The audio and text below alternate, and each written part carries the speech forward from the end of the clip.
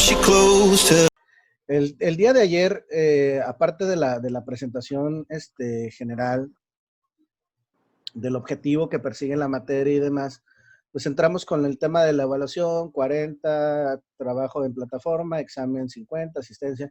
Les pido de favor que, bueno, les voy a mandar más al rato los nombres y los correos electrónicos de las personas encargadas de plataforma de USAI aquí en Navojoa. Por si alguno llega a tener problemas de que no le dio acceso, de que están batallando, de que se les olvidó su contraseña, o que alguien se metió a su plataforma y demás, que no hayan sido ustedes, les voy a pasar los correos electrónicos de las dos personas encargadas aquí en la Unidad Académica Navojoa para que ustedes se puedan comunicar con ellos y puedan resolver todas sus inquietudes, ¿no? Entonces, vamos a ver, el día de hoy les pedí que viéramos un tema que es muy importante, que es la merciología.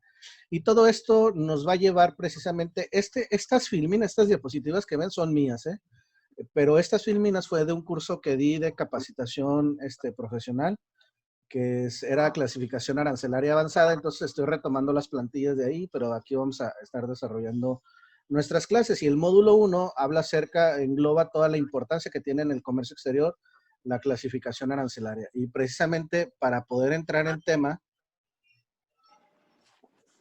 disculpen mi tacita de Goku, para entrar en tema,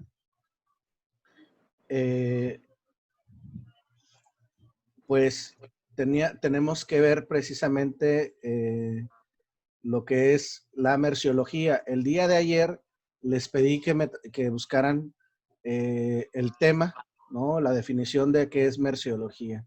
Sofía, ¿me puede compartir su definición, por favor?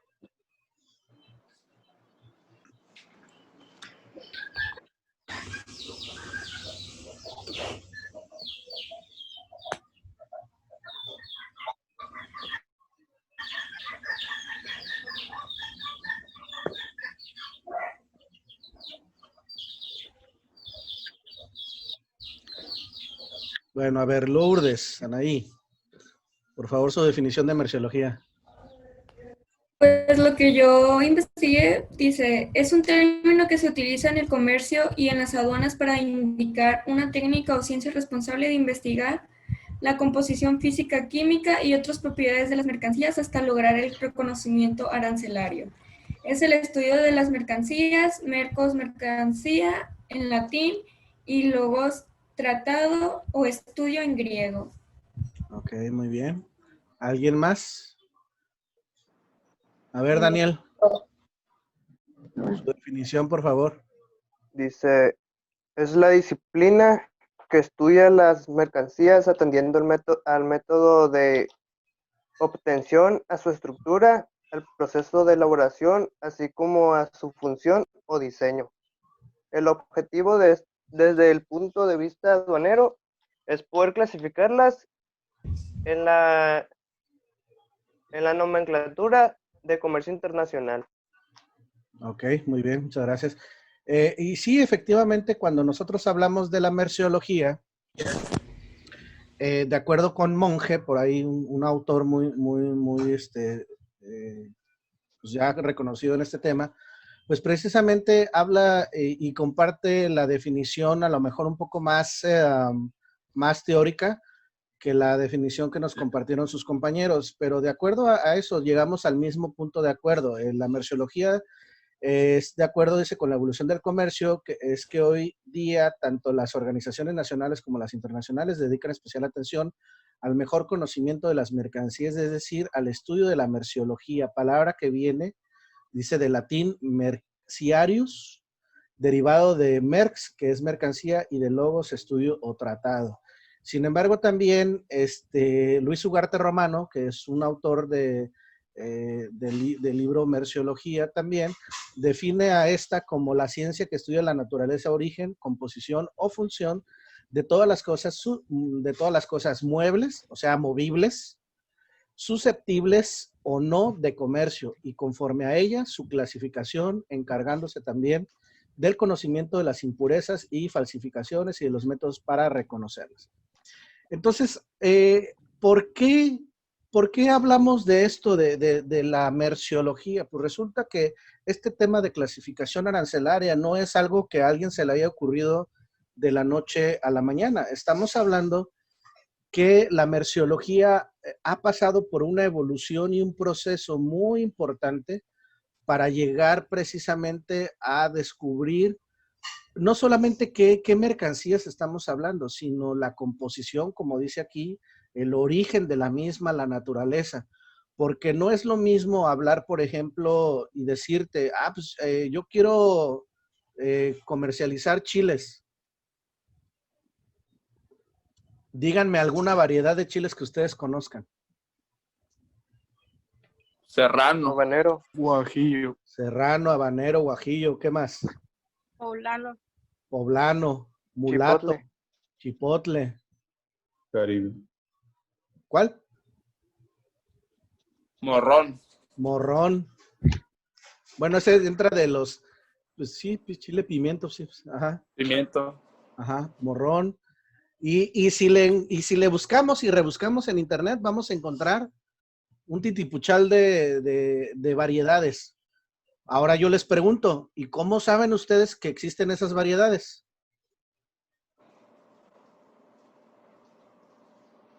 Porque si nosotros rebuscamos, no, pues que es que en el súper los veo, profe.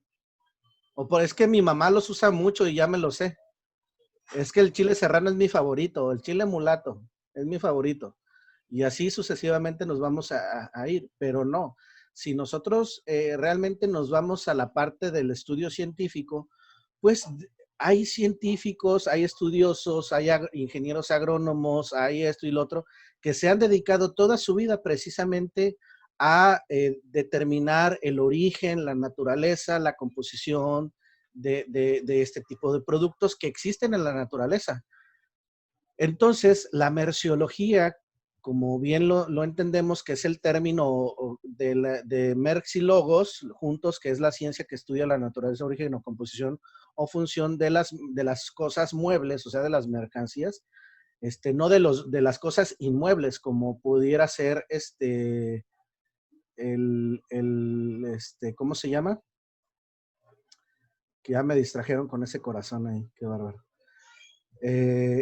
Como son las cosas, pudieran ser las casas, etcétera, ¿no? O sea, la casa como en sí es un bien inmueble, por lo tanto no puede entrar dentro de este estudio, pero sí de las cosas muebles como los automóviles, como cualquier cosa que se pueda trasladar. Entonces, pues imagínense que se juntaron dentro de este estudio, pues todas las ciencias, ¿no? Todas las ciencias que se encargan del estudio de la naturaleza, todas las ciencias que se encargan del estudio de la tierra, del estudio de los animales, del estudio de químicos, etcétera. Entonces, cuando hablamos nosotros de merciología, no es alguien que se le ocurrió, estamos hablando nosotros de gente preparada con estudios, de gente científica que se encarga precisamente de darle un propósito y un sentido a todo lo que se mueve, a todo lo que es sujeto de comercio. Entonces, finalmente, la merciología es esta ciencia que junto con todas las ciencias del conocimiento, del saber, se juntan para precisamente dar a conocer cuál es el origen, cuál es la función y cuál es la composición de todas estas mercancías. No es lo mismo hablar, por ejemplo, de un huevo, porque el huevo podemos decir, pues, ¿qué tipo de huevo? Huevo de pollo, huevo de codorniz, huevo de avestruz. Entonces, ¿y cómo sabemos eso? Pues porque la ciencia se ha encargado de estudiar toda esta naturaleza de este tipo de productos en la naturaleza. Ahora, si yo les digo, quiero traerme madera, pues vamos a resultar con lo mismo, madera de qué tipo. Y entonces, pues hay científicos que se encargan de este tipo de mercancías y se va a decir, pues es que hay madera de roble, madera de acacia, madera de esto, madera del otro. Y así sucesivamente, ¿no? Entonces es muy importante dentro de la clasificación arancelaria saber que dentro de todo este bagaje del comercio internacional, no es alguien que se le ocurrió esta cosa de clasificar lo que decíamos el día de ayer, de encontrar una codificación, unos números, un código numérico y ponérselo a la mercancía y demás. No. Se trata de que en principio existen científicos dedicados a descubrir toda esta parte de la composición, naturaleza y función de todas las mercancías que hay. Profe, pero usted está hablando de los científicos que se encargan de descubrir o de dar nombre o de decir qué tipo de especie es todo lo que existe en la naturaleza. Pero, por ejemplo, una computadora, profe, que esa no es algo de la naturaleza. Efectivamente, como dice la India de Uribe. Todas las cosas que son inventadas por el ser humano, pues no necesariamente hay científicos como tal, pero sí hay gente preparada con conocimientos técnicos que sí te pueden decir. Por ejemplo, pues no es lo mismo hablar de una computadora de escritorio, una PC, o hablar de una computadora portátil, ¿verdad? No es lo mismo hablar de un teléfono fijo de casa, hablar de un teléfono móvil o un teléfono celular o lo que conocemos hoy en día como los smartphones. Entonces, para eso hay técnicos, hay técnicos preparados, ingenieros, que parte de la ingeniería también es parte de la ciencia, ¿no? Las ingenierías también parten del conocimiento de la ciencia. Entonces, pues no es que no se les llamen científicos como tal, porque no manipulan átomos, moléculas y demás, sino simple y sencillamente estamos hablando de gente que también a través de estudios científicos, de estudios universitarios, de estudios de ingeniería y demás, pues también se especializan y también son gente experta que puede dar su opinión en cuanto a la parte técnica de un celular, a la parte técnica de una computadora, a la parte técnica de los drones, por ejemplo, y así sucesivamente, ¿no? ¿Alguien sabe la historia de quién fue el creador de los drones? Hablando de...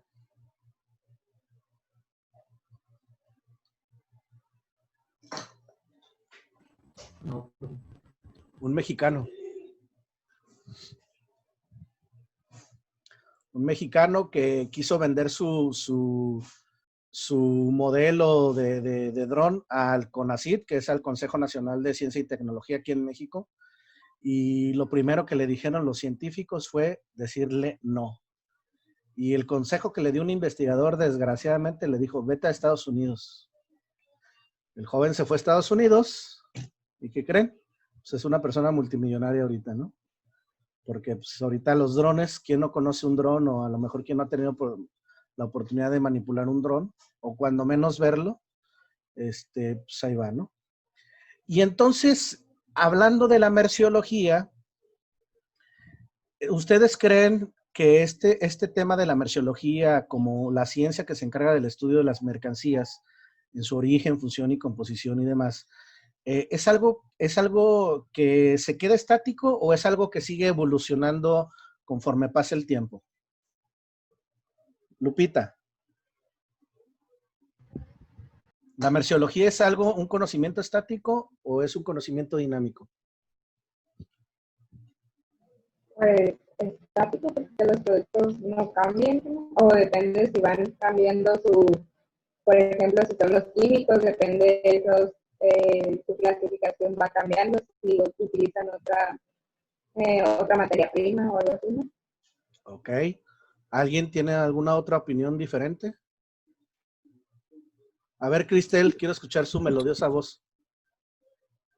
¿La merciología es una ciencia estática o es una ciencia dinámica? Yo digo que depende. Por ejemplo, hay productos que van cambiando constantemente, entonces puede que eso también los cambie y hay algunos que quedan así por mucho tiempo o se quedan así siempre. Ajá. Así que...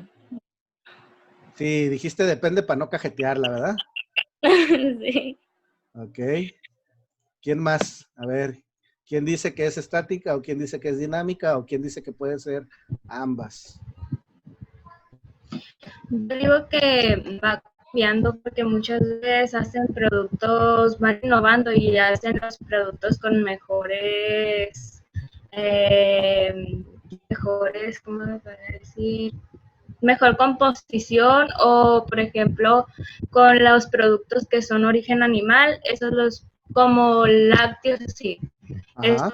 Después los hacen a origen vegetal o mineral y así, todo eso va cambiando según como vayamos avanzando el tiempo, pues ya los van sustituyendo por mejores productos. Ok. Sí, pero igual, efectivamente. profe, ¿no? Que cambia, el que va cambiando es el producto, no la merciología. Sí, exacto. O va cambiando Sí. junto con él. Exacto, fíjense bien, la merciología, como se encarga del estudio y el origen de las mercancías, o de la composición, función, decíamos, y origen y función, pues la merciología en sí no cambia la merciología no cambia la metodología.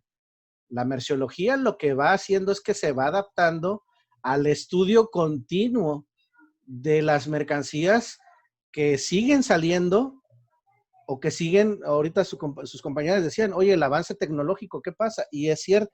Si nosotros viéramos, por ejemplo, estos dos aparatos que tenemos aquí, ¿cuál es uno y cuál es otro?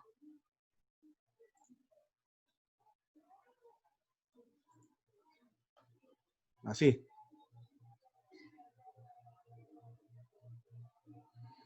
Uno es un teléfono inalámbrico y el otro es un teléfono celular. Los dos son inalámbricos, los dos son móviles y demás. Pero si nosotros nos vamos en la historia del tiempo y empezamos a ver este tipo de celular, ¿a qué tipo de teléfono, perdón, a qué tipo de teléfono sustituyó en su momento? Al de cable. Al de cable, exacto, Paula. Pero fíjense bien, no solamente al de cable, sino sustituyó a los teléfonos, no sé si ustedes los llegaron a ver, pero eran teléfonos que daba flojera marcar porque tenían los números así, le tenías que dar cuerda para que se regresara y demás, ¿no? Entonces imagínate cuando salió el Teletón y ahí yo estoy marcando el 9999, pues era darle vuelta al 9 y esperar a que se regresara y otra vez al 9. Total, que cuando ya llegaba y marcaba todo el bendito número del 999, pues finalmente ya las líneas estaban ocupadas y no podía donar, ¿no? O sea, teníamos un teléfono tan antiguo, por decirlo, porque no es el primer teléfono que existió, pero sí los teléfonos de casa con cable, y luego empezaron a hacer los teléfonos igual de cable, pero electrónicos. Y después resulta que salieron este tipo de teléfonos móviles que hasta los Tigres del Norte le inventaron una canción, ¿no? Que decía, con mi celular en la mano parezco romano de la antigüedad. Pero finalmente este tipo de celulares fueron evolucionando con el paso del tiempo. Empezamos a tener ladrillos más grandes, ¿no? Ahora tenemos, luego empezaron a salir los teléfonos celulares de las normales que tenían tonos bien chistosos. Teníamos después celulares que eran así de chiquitos y que te lo ponías de llavero, ¿no? Y pues estabas hablando, le hacías así y luego te lo ponías acá y ahí estabas ahí con ese celular. No sé si ustedes lo llegaron a ver, pero unos celulares así tan chiquitos que estuvieron en el mercado un tiempo. Y después ya empezaron los famosos, después salió ¿cómo se llama? El Viper. ¿Alguien sabe qué es un Viper? Y que salía el comercial ahí de, tírame un bipazo. Paola, ¿usted llegó a ver un Viper? ¿Sabe qué es un Viper? No. No. Un Viper es un aparatito chiquito que solamente servía para mandar mensajes de texto a los celulares. Pero era diferente porque no era de que tú agarraras el aparatito y escribieras, no. Ese aparatito tenía un número telefónico, tenías que marcar y decirle a la operadora, quiero mandar un mensaje a teléfono fulanito de tal. Dígame el mensaje, te decía la operadora, y tú le decías, mamá, me quedé afuera de la casa, ¿me puedes abrir, por favor? Imagínate qué oso decirle eso a una operadora. Y pues yo me imagino a la operadora con un montón de curas ahí escribiendo el mensaje para ella mandarlo al celular o al otro Viper de tu mamá, ¿no? Y pues tu mamá ya lo recibía, ya te iba, aparte de que te abría la puerta, pues te metía una santa regañiza por llegar tarde, ¿no? Entonces, así funcionaba. Después ya evolucionaron y juntaron el Viper con el celular y empezamos ya a tener la telefonía bajo SMS. Y pues hoy por hoy ya tenemos los famosos teléfonos inteligentes, los smartphones, que en muchas ocasiones incluso yo pienso que son hasta más inteligentes que yo, porque tienen tantas aplicaciones que pues ya no batallo para nada, ¿no? Y sí, la merciología como tal, como ciencia, es una ciencia que no cambia la metodología de estudio, pero sí se va adaptando a la era tecnológica. Si la tecnología va cambiando, la merciología tiene que ir analizando, viendo este tipo de productos. ¿Por qué? Porque, como les digo, imagínense cuando ya cuando tuvimos por primera vez un celular en la mano, pues ¿en dónde lo voy a clasificar? ¿En qué código le voy a asignar a ese teléfono celular? ¿Cómo saberlo? Pues bueno, la merciología, o sea, los expertos científicos, los expertos ingenieros, en todo este rollo dijeron, ¿sabes qué? No te conflictúes, lo vas a clasificar como si fuera un teléfono de dial de remarcación y que es estático y que es por cable. Ya después lo que vamos a hacer es que vamos a crear una fracción arancelaria o un código nuevo para este tipo de producto ya nuevo. Entonces, la merciología como tal es un estudio constante que te va dando la directriz de ir creando códigos para los productos nuevos o incluso irlos eliminando esos códigos porque a lo mejor ese producto ya entró en desuso y ya no se consume en el mercado. Pero sí, en este caso, la merciología viene de ahí. ¿Alguna pregunta, alguna duda? Profe, Mande. se utilizan los mismos códigos mundialmente, ¿verdad? O sea, son las mismas fracciones siempre para todo. Entonces. Sí, y sí, de hecho, los códigos precisamente hablando de eso, es un lenguaje internacional, la próxima clase, o sea, el día martes, precisamente vamos a retomar este tema para que no se me adelante porque, si no, qué chiste. Pero sí, efectivamente, los códigos que se crean son códigos que se utilizan a nivel internacional. Y eso está muy padre porque yo les hago una pregunta hablando de eso, Edith.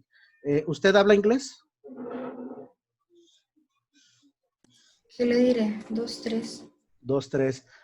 ¿Es que vous parlez français? Se lo debo. ¿Watashi wa Japanese gaski desu ka? Ojalá. Nanay dijo popochas, ¿verdad? Bueno, pues imagínate, esto ahorita que comenta Edith, es muy importante la pregunta, igual nos estamos adelantando, pero les comento, les quiero platicar. Finalmente, el hecho de estar en un mundo tan globalizado, pues implica que cuando menos debemos hablar inglés. Digo, a mí me cae gordo el inglés, pero lo tengo que hablar porque pues, es parte de mi profesión.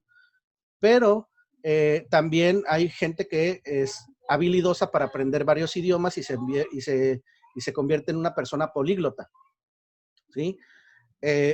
Pero no todos tenemos esa capacidad. Y entonces, ¿cómo entenderme con un chino, por ejemplo, con una empresa china, para hacer un negocio, para hacer un intercambio de mercancías? Si yo quiero venderles pulseras de la etnia mayo, acá de Masiaca, unas pulseras hechas a mano, artesanales, se las quiero vender a los chinos, ¿cómo me comunicaría con ellos? Aparte del inglés y todo eso, en cuanto a la mercancía se refiere, ¿cómo haría esa transacción? Pues imagínate qué complicado es aprender chino mandarín. Profe, pero yo ya sé inglés, pero si no lo sabes, y si nada más tú hablas tu lengua materna, o sea, el español, ¿cómo entonces comunicarnos con ellos o darles a entender qué mercancía es la que estamos refiriendo? Y pues ahorita Edith dijo, estos códigos se utilizan a nivel internacional. Pues créanlo o no, de hecho sí, créanlo, la clasificación arancelaria de las mercancías o la merciología genera que estos códigos se conviertan como una especie de idioma. ¿Por qué? Porque si yo me voy a una fracción arancelaria, un código arancelario en específico, ese código resulta que va a ser el mismo que se va a utilizar aquí en México o en China. Y eso nos va a facilitar a nosotros entender de qué producto me está queriendo vender esta persona, esta empresa me está vendiendo una pulsera hecha con materiales artesanales o veto a saber, me está vendiendo eso, ¿no? Y por lo tanto vamos a utilizar la clasificación arancelaria o la codificación alfanumérica que se vierte en este sistema de clasificación, como un lenguaje universal. Y por ahí vamos a entrar precisamente la próxima clase. ¿Alguna duda, alguna pregunta?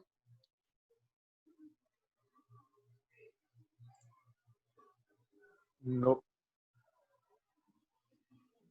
¿Todo claro, Tania? ¿Sí? Sí. Carla. Todo claro, profe. A ver, explíqueme la clase. Ay, ¿por qué yo?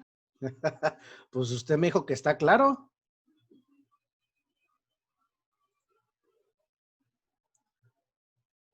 Yacel, ¿alguna pregunta?